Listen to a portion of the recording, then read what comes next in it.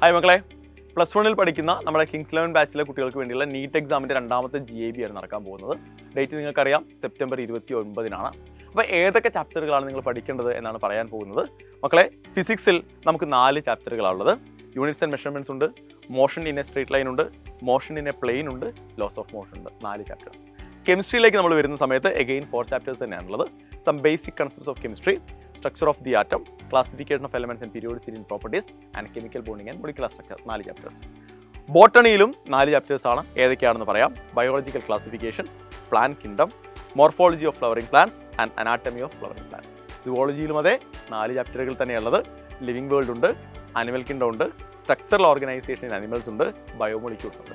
അപ്പോൾ 16 ചാപ്റ്ററുകൾ അടിപൊളിയായിട്ട് പഠിക്കുക. അപ്പോൾ നിങ്ങൾക്കറിയാം ഓരോ മോക്ക് എക്സാമും എത്രത്തോളം ഇമ്പോർട്ടൻ്റ് ആണ്. ഒരു കോമ്പറ്റേറ്റീവ് പരീക്ഷയ്ക്ക് നമ്മൾ പ്രിപ്പയർ ചെയ്യുമ്പോൾ, പ്രത്യേകിച്ചും നീറ്റ് പോലെ ഒരു കോമ്പറ്റേറ്റീവ് പരീക്ഷ 20 ലക്ഷത്തിലപ്പുറം കുട്ടികളോട് നമ്മൾ കോമ്പീറ്റ് ചെയ്യാൻ പോവുകയാണ്. മക്കളെ, മോക്ക് എക്സാമുകൾ വളരെ ഇമ്പോർട്ടൻ്റ് ആണ്.